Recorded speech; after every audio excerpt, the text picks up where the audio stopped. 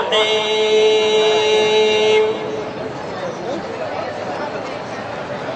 آمن الرسول بما أنزل إليه من ربه والمؤمنون.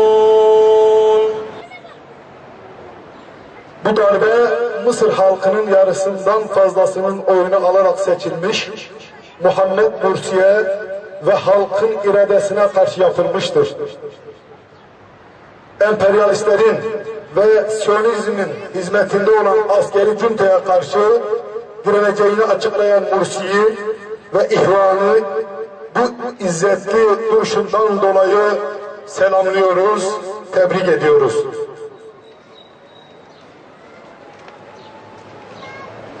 Hür Dava Partisi olarak Mısır halkının seçilmiş Cumhurbaşkanı'nın yanında olduğumuzu, haklı mücadelesini ve Mısır halkının onurlu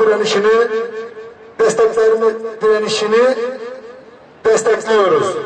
Seninle dinen mürsidiler, müminler seninle, dinen mürsidiler, müminler seninle. Mısır'da olan şey Gezi Parkı bahane edilerek yapılmak istenenin başarıya ulaşmış halidir. Bu darbe 28 Şubat darbesinin farklı bir versiyonudur.